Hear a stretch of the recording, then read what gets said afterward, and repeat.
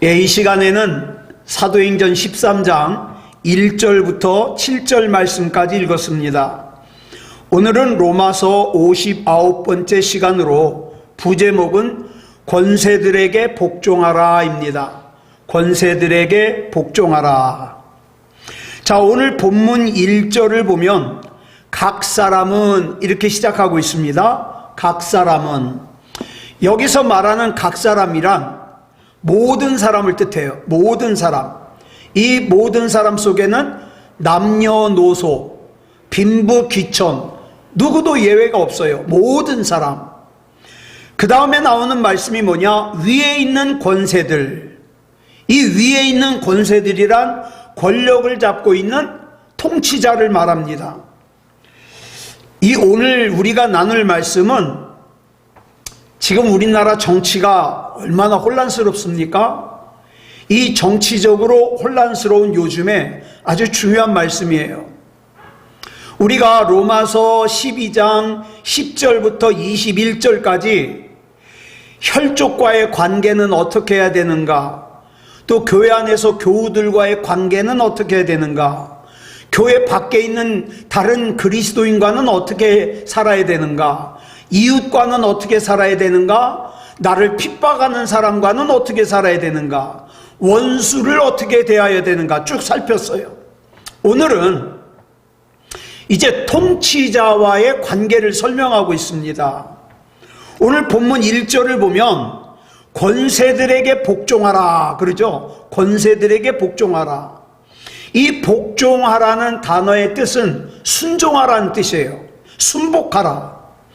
헬라어 문자적인 의미를 보면 그 머리 꼭대기 위로 올라가려고 하지 말고 아래에 거하라 이 뜻이에요. 아래에 거하라.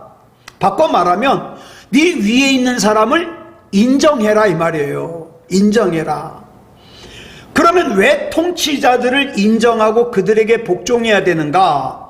오늘 본문 1절 하반절에 설명하고 있죠. 줄친 것만 읽겠습니다. 시작. 권세는 하나님으로부터 나지 않음이 없나니 모든 권세는 다 하나님께서 정하신 바라. 자, 이 본문 1절 상반절에 나오는 이 권세는 권세들이라 그랬죠. 권세들. 복수로 되어 있습니다. 이 권세가 복수로 되어 있을 때와 단수로 되어 있을 때는 굉장히 의미가 달라요.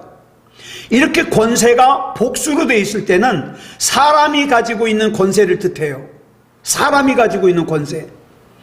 그런데 하반절에 나오는 이 아래 권세는 단수예요. 또 단수. 이 권세에 해당하는 헬라어가 엑수시아인데 이 엑수시아라는 단어가 단수로 사용될 때는 하나님만이 가지는 힘과 능력을 뜻해요. 하나님이 가지는 능력. 이거는 사람이 흉내낼 수가 없죠. 자, 누가복음 12장 5절을 보면 이런 말씀이 나와요. 시작. 마땅히 두려워할 자를 내가 너희에게 보이리니 곧 죽인 후에 또한 지옥에 던져넣는 권세 있는 그를 두려워하라. 내가 참으로 너희에게 이르노니 그를 두려워하라. 여기서 강조하는 것은 사람은 우리의 육체는 어떻게 할 수 있어요? 우리 육체를 고통을 줄 수는 있어요. 심지어는 우리 육체의 생명을 빼앗을 수는 있어요. 그렇지만 그거보다 더 중요한 게 뭡니까? 우리를 지옥에 던져 넣을 수 있는 권세는 오직 하나님께만 있다 이 말이에요. 그러니까 하나님을 더 두려워하라는 뜻이죠.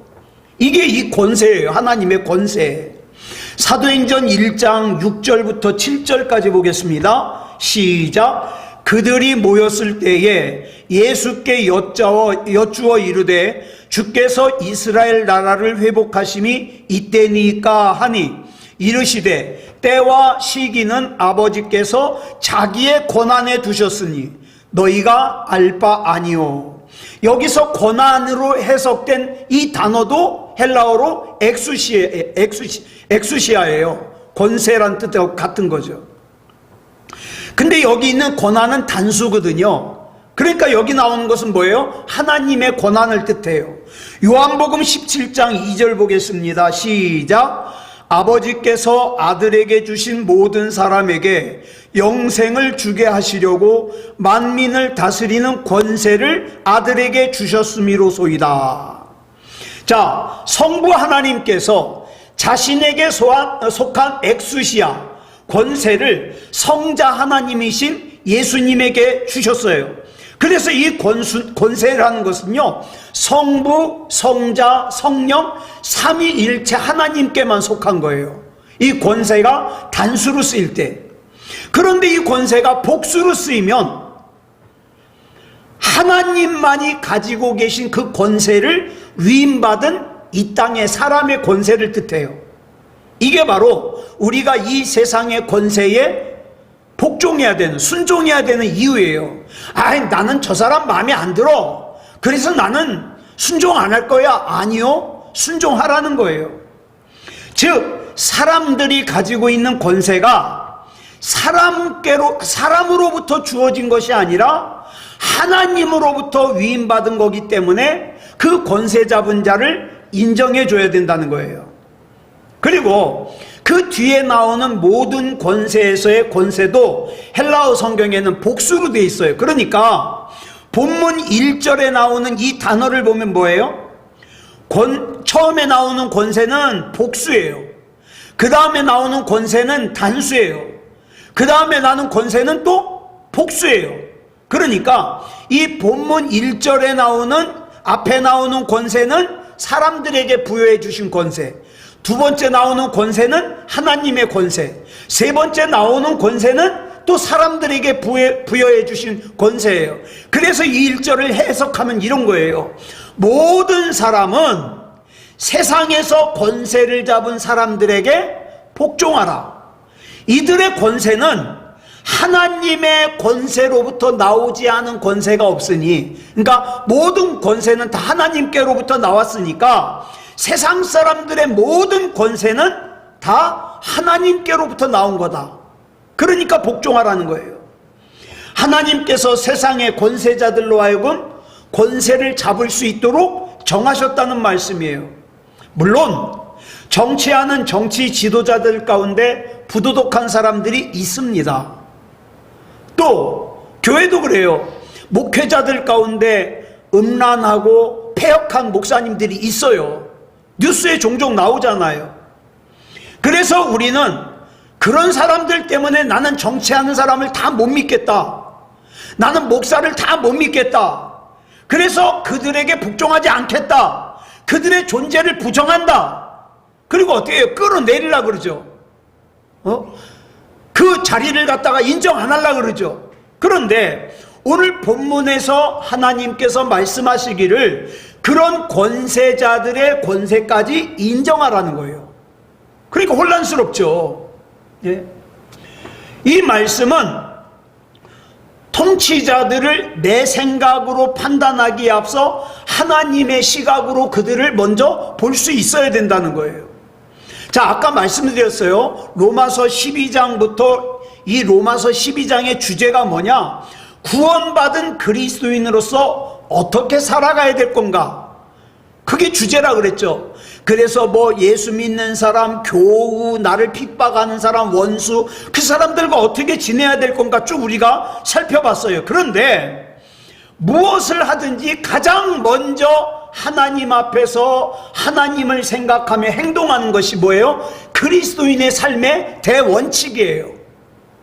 내가 지금 이렇게 살고 있는 것을 하나님께서 내 앞에서 보신다면 나를 어떻게 생각하실까? 이거죠. 예? 그러지 않고서는 우리 형제를 올바로 사랑할 수가 없어요.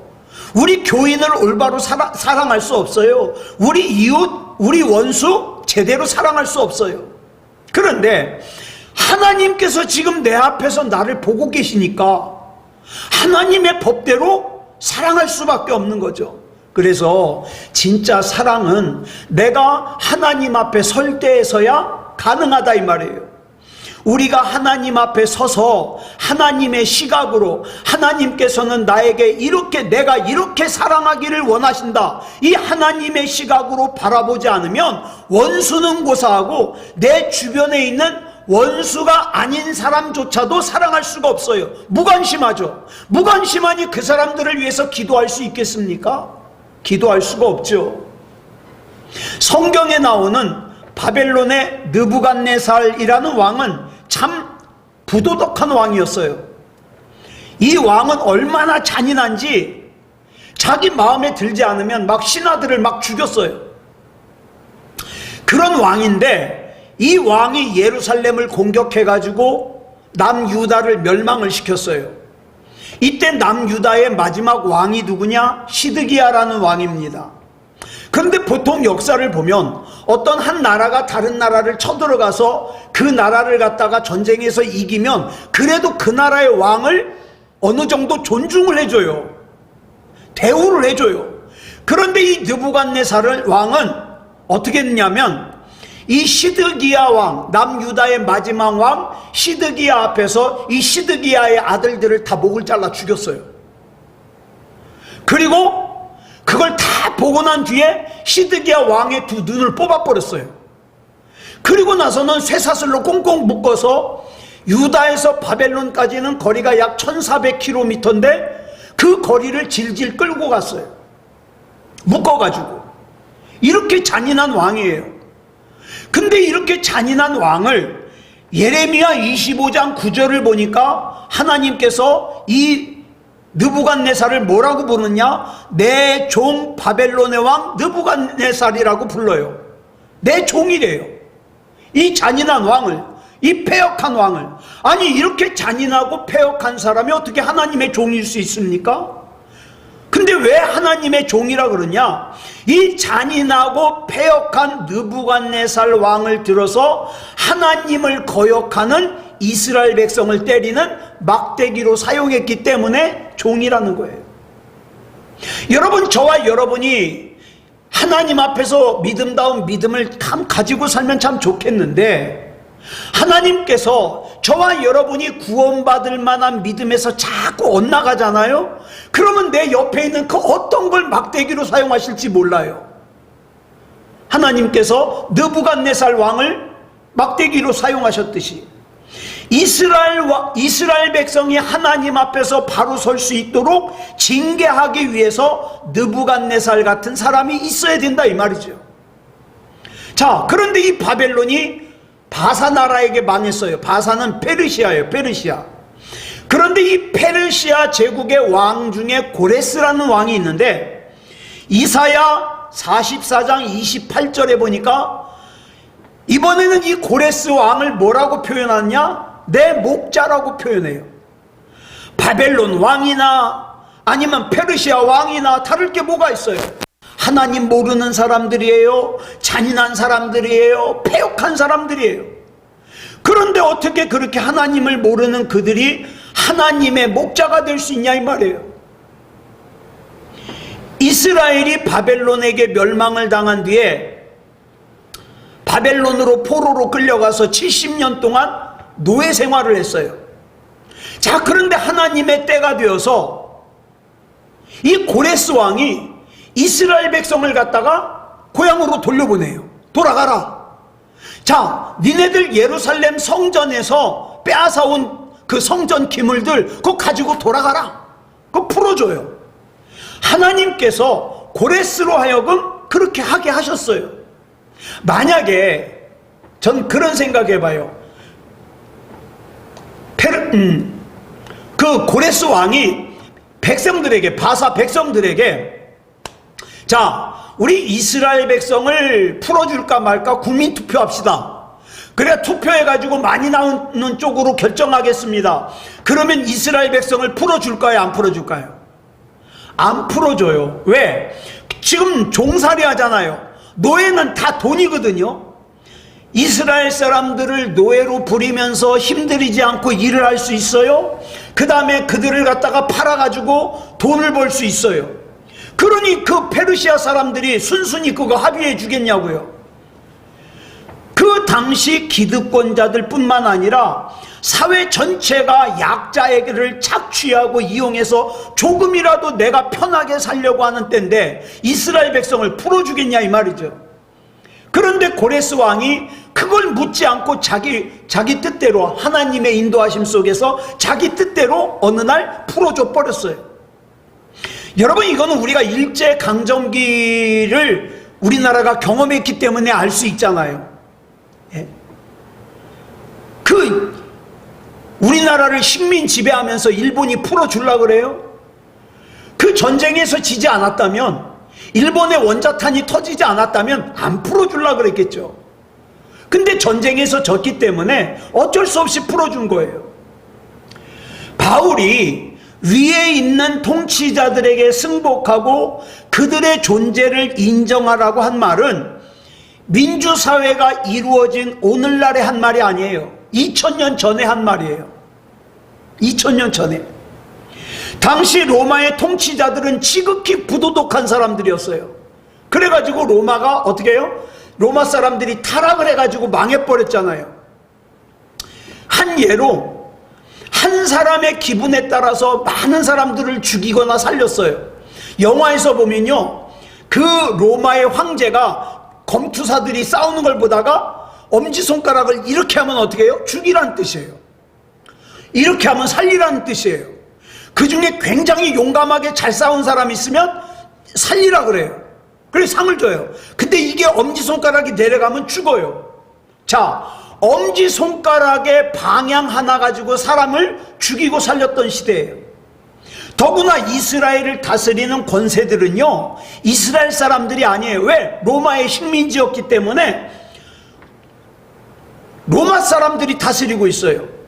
그런데 그들을 인정해야 된다는 거예요. 우리로 말하면 일제강점기 때 우리를 강제로 점령한 그 일본의 총독 같은 사람들 있죠. 일본의 통치자를 인정해야 된다, 이렇게 말했다가는 어떻게 해요? 돌에 맞아 죽을 일이죠. 근데 바울이 지금 그런 얘기를 하는 거예요. 그러면 이 바울이라는 사람은 역사의식이 없는 사람이냐, 민족의식이 없는 사람이냐? 그렇지 않아요. 바울은 모든 유대인들로부터 존경을 받는 최고의 율법학자인 가말리엘이라는 선생님에게서 율법을 배웠어요. 그러니까 이 민족의식이 누구보다도 투철한 사람이에요.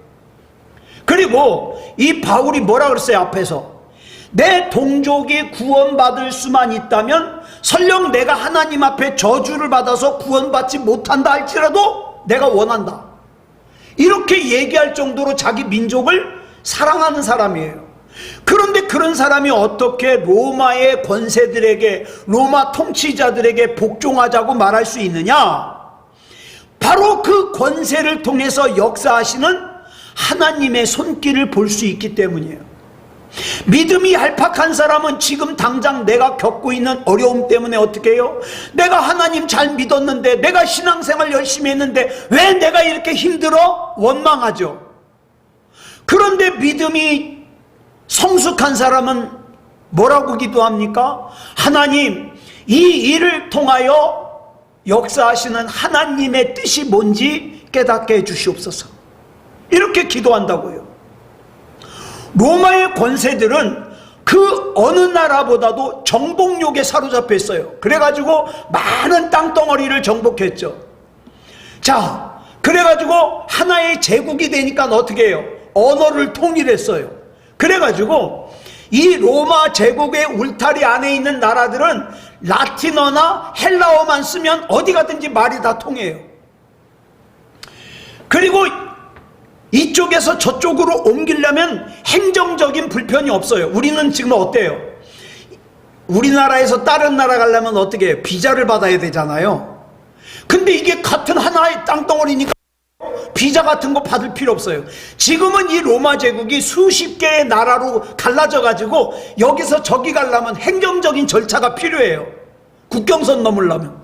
그런데 그 당시에 로마 제국은 하나로 통일되어 있기 때문에 행정적으로 뭘 뛸 필요가 없어요. 그 다음에 로마 제국은요, 온 세계를 정복하기 위해서 넓은 도로를 닦아놨어요. 화폐도 하나를 써요. 그러니까 다른 나라 가면서 막 환전 같은 거 할 필요 없어요. 같은 돈을 쓰니까.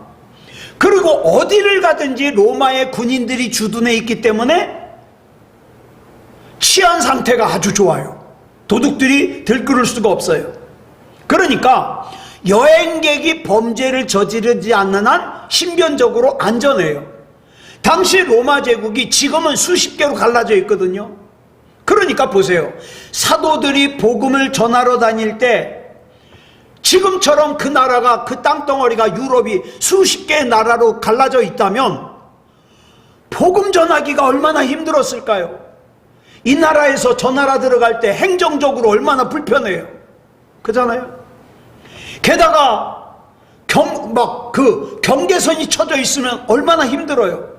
그러나 그것이 하나로 다 통일되어 있었기 때문에 복음이 빨리 전파될 수 있었어요. 그래서 이 복음이요 300년이 채 되지 않아서 온 유럽에 널리 전파될 수 있었던 거예요. 그 이후 그러면 복음이 전파된 걸로만 끝났냐? 아니요. 그 서구 유럽의 역사와 문화와 사상에 기독교가 깊이 스며들 수 있었던 거죠. 즉 로마 황제들은 물론 나빠요. 패역한 사람들이에요. 그렇지만 하나님께서 그들의 정복욕, 땅을 정복하려고 하는 그 욕심을 갖다가 이용해서 하나님의 복음이 빨리 전파될 수 있도록, 멀리 전파될 수 있도록 길을 만드신 거예요. 그렇지만 우리가 여기서 절대 오해하면 안 되는 것이, 정치하는 사람들이 정치를 잘못하는데도 아유 다 순종하라 그랬어 그러면서 가라는 말은 아니에요. 부도덕한 정권에 대해서는 저항할 수 있어야 돼요. 네? 부도덕한 정치인은 따라가면 안 돼요. 예를 들어서 우리나라 국회의원 중에 동성애를 갖다가 통과시키자고 하는 사람들이 많아졌어요. 절대 안 돼요. 동성애. 게다가 우리나라에 이제는 그 북한의 그 사상인 주체 사상을 갖다가 우리나라로 들여오려는 사람들 있잖아요. 절대 안 돼요. 절대 안 돼. 게다가 인권을 빙자해 가지고 지금 그 학생들 인권 조례 때문에 얼마나 말썽이 많아요. 선생님들이 막 여러 자살했잖아요. 선생님이 선생님을 선생님으로 여기질 않아요. 수업 시간에 자기 기분 나쁘다고 선생님 패질 않나. 그래가지고 그 인권조례, 학생 인권조례를 폐지해야 된다는 얘기까지 나오는데, 그 인권을 빙자해서 우리나라의 기본적인 그 윤리를 흔드는 정책들은 반대해야 돼요. 그런데 중요한 것이 있어요. 그게 뭐냐? 그럴 때라도 하나님께서 그들을 권세자로 세우신 이유가 있을 거라고요. 그거를 생각해 봐야 돼요. 왜 그랬을까? 왜 그랬을까? 왜 전임 대통령은 문재인 대통령을 세웠고, 왜 지금 대통령은 윤석열 대통령을 세웠을까? 하나님의 뜻이 뭘까? 우린 이런 거 생각해야죠. 하나님의 신비스러운 공간을 보고자 하는 그 신앙의 여유가 없으면 자기가 심판자가 돼요. 그래서 좋다 나쁘다를 자기 기분에 따라서 결정해버려요. 그러다 보니까 어떻게 해요? 옛날에는 태극기 부대가 있었듯이 지금은 개딸들이 있잖아요. 그잖아요. 예? 그 태극기 부대도 나쁘고 개딸들도 나빠요. 왜 자기네들의 입맛에 맞게 우리나라를 끌고 가려고 그래요? 자기네들만 대한민국 국민인가? 그렇잖아요. 그러니까 막 이 폭력의 악순환이 되는 거예요. 누구 하나 자기 마음에 안 들면은 막 문자를 갖다가 막 문자 폭탄이라 그러죠. 문자를 보내가지고 막 욕을 하고 막, 그거는 아니죠. 그건 아니에요. 그런 걸 하지 말아야 된다 이 말이에요. 자, 그 다음에 본문 2절 볼까요? 시작. 그러므로 권세를 거스르는 자는 하나님의 명을 거스름이니 거스르는 자들은 심판을 자취하리라. 하나님의 신비스러운 공간을 무시하고 자기 생각만 옳다고 생각해서 자기가 심판자가 돼가지고 자기 마음대로 하려고 하는 그 사람이 결국 하나님의 심판을 받을 수 있다고 경고하는 거예요. 그렇다면 우리는 이 세상의 권세자들인 통치자들이 어떻게 하든 그러면 아무 말도 하지 말고 복종만 해야 되느냐? 아니요. 모든 것은요, 일방적이지 않고 상호적이에요. 상호적. 즉 뭐냐? 10계명 가운데 나 외에 다른 신을 섬기지 말라 그랬죠? 어떤 형상도 만들지 말라 그랬죠? 그 계명은 인간의 의무만 요구하는 게 아니에요. 뭐냐? 하나님께서는 하나님이 행하셔야 되는 하나님의 의무를 해주셨어요. 그게 뭡니까? 독생자 아들 예수 그리스도를 십자가에 내어주셨고, 예수님은 십자가를 지시고 죽으셨다 살으셨어요. 그 다음에 성령님께서는 지금도 저와 여러분 속에 믿음이 아니면 안 되는 마음을 주고 계셔요. 이게 하나님이 하시는 일이에요. 그렇기 때문에 하나님께서 나를 구원하시기 위해서 그렇게 역사하시니까 나도 어떻게 해요? 인간으로서의 의무를 다해야 된다는 뜻이에요. 이렇듯 하나님의 의무와 인간의 의무는 상호적이에요. 자, 5번째 계명이 부모에게 네 부모를 공경하라잖아요. 이 계명은 야, 자식들은 너희 자식들이 됐으니까 무조건 부모 공경해야 돼. 그게 아니에요. 자식에게 그것만 요구할 것이 아니라 부모는요, 부모 다 와야 돼요. 부모 다 와서 자식들이 번볼 만한 부모가 되고, 그 다음에 그 자식들을 사랑으로 키우고, 그러고 나서 그 자녀들이 부모를 공경하게끔 해야 되죠. 상호적인 거예요. 그러므로 아래에 있는 사람들이 위에 있는 통치자들을 인정하고 그들에게 복종해야 된다는 건 바꿔 말해서 그 통치자들이 자기에게 주어진 권세가 하나님으로부터 위임받은 아주 신성한 권세라는 걸 알고 어떻게 해요? 올바로 사용해야 돼요. 마치 자기가 전부 다 가지고 있는 것처럼 자기 맘대로 그 권한을 행사하면 안 된다 이 말이에요. 자, 본문 3절 보겠습니다. 시작. 다스리는 자들은 선한 일에 대하여 두려움이 되지 않고 악한 일에 대하여 되나니 네가 권세를 두려워하지 아니하려느냐? 선을 행하라. 그리하면 그에게 칭찬을 받으리라. 우리가 선한 일을 행하면 통치자를 두려워할 필요가 없다 이 말이에요. 두려워할 필요가 없다. 권세 아래에 있는 사람들이 선한 삶을 살아야 되는 것은, 다시 말해서 권세를 가진 사람들은 선한 마음을 가진 사람, 선하게 사는 사람들이 편하게 살 수 있도록 해줘야 될 책임이 있어요. 예? 만약에 권세를 들어진 사람들이 불의한 목적을 가지고 몇몇 사람이 결탁을 해가지고 악한 일을 도모하고 그 힘을 자기만 가지려고, 자기들만 가지려고 그렇게 막 불의한 일을 행하면 안 된다 이 말이죠. 그러면 그 심판자 위에 누가 계시다? 하나님께서 심판하신다. 자, 본문 4절 보겠습니다. 시작. 그는 하나님의 사역자가 되어 내게 선을 베푸는 자니라. 그러나 내가 악을 행하거든 두려워하라. 그가 공연히 칼을 가지지 아니하였으니 곧 하나님의 사역자가 되어 악을 행하는 자에게 진노하심을 따라 보응하는 자니라.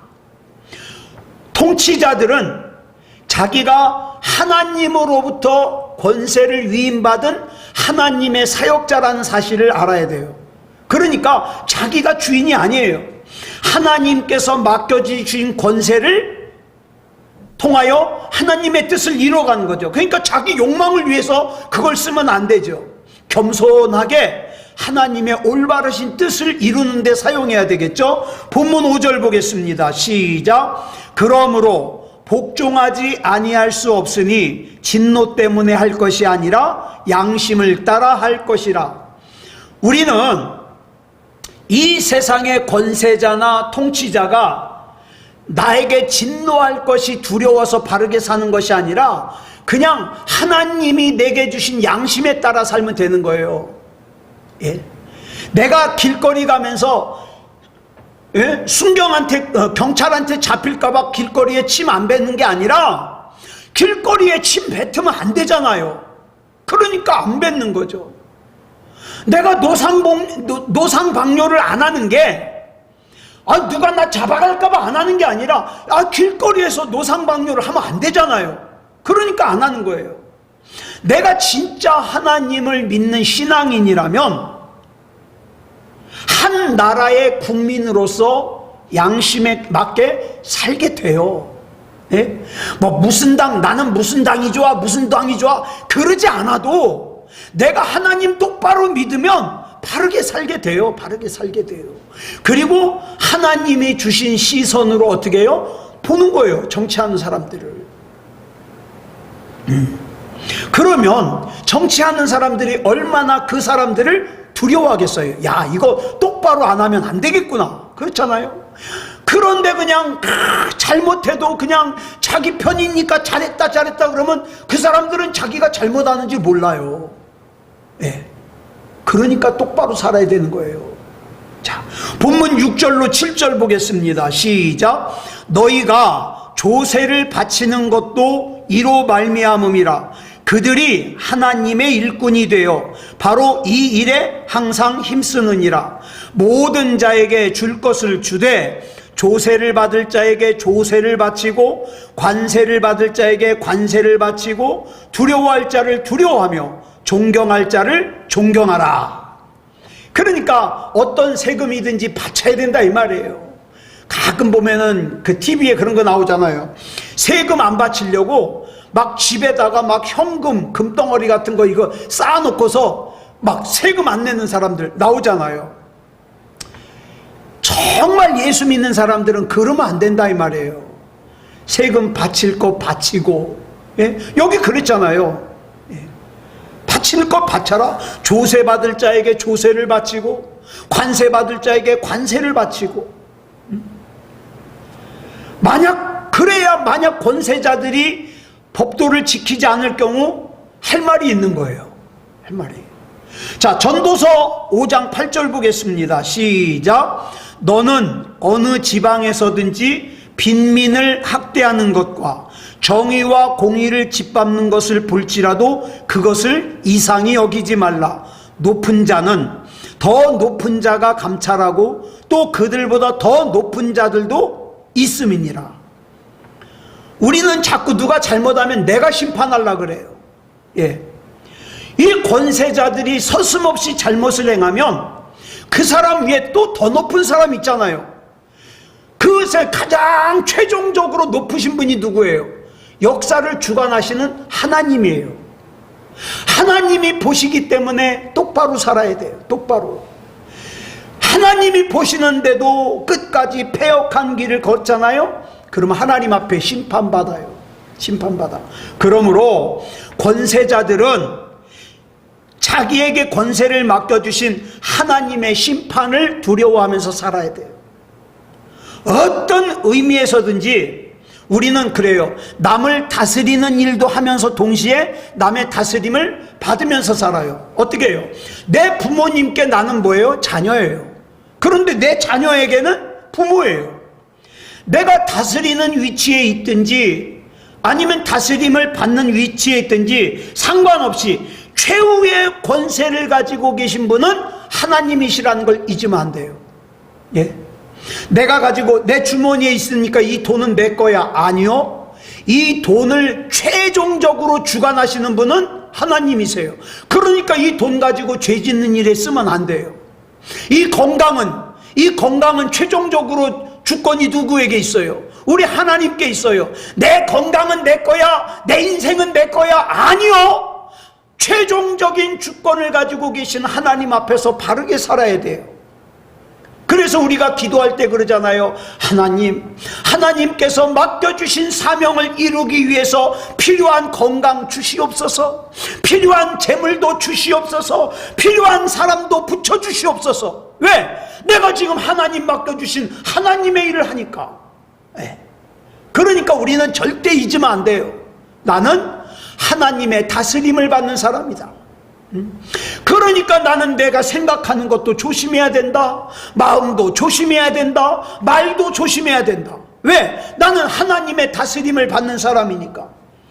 이렇게 그리스도인이 그리스도인다운 그리스도인으로 살게 될 때 저와 여러분이 살고 있는 이 삶은, 이 사회는 밝은 사회가 되죠. 우리나라에 지금 기독교인들이 몇 프로예요? 예전에 25% 막 그랬는데 지금 아마 20%도 채 안 될 거예요. 그래도 20% 가까이 있잖아요. 로마 시대 때 그 로마가 기독교 국교화가 되는데 영향을 끼친 그리스도인들이 몇 프로냐? 4%밖에 안 됐어요. 그러니까 지금 우리가 하나님 앞에 바로 영적으로 깨어 있으면 이 사회가 변한다 이 말이죠. 아무쪼록 우리 하나님 앞에서 나는 하나님의 다스림을 받는 하나님의 사람이다, 하나님의 자녀다, 이거 잊지 않고 사는 그런 저와 여러분이기를 그리스도 예수님의 이름으로 축복합니다. 기도하겠습니다. 사랑의 아버지 하나님, 감사합니다. 오늘은 구원받은 그리스도인으로서 위에 있는 권세자들을 어떻게 대할 것이냐, 복종하라고 말씀하신 거 살폈습니다. 위에 있는 권세자들을 내 입맛에 맞게 움직이려고 하지 말고, 진짜 권세는 하나님께로부터 나오는 것이니 여기에 담겨있는 하나님의 뜻이 뭔가를 우리가 생각하게 하시고 하나님의 뜻에 합당하게 이루어지기를 기도하며 나아갈 수 있게 하여 주시옵소서. 특별히 우리 한 사람 한 사람이 구원받은 그리스도인으로서 나는 지금 하나님의 통치 아래 있음을 항상 기억하며 그리스도인다운 그리스도인의 삶을 살아 하나님께는 영광이요 우리는 귀한 승리와 은혜가 넘치는 그런 삶을 살 수 있도록 인도하여 주시옵소서. 모든 것을 우리 주님 앞에 맡겨드리오며 그리스도 예수님의 이름으로 감사하며 기도드렸사옵나이다. 아멘.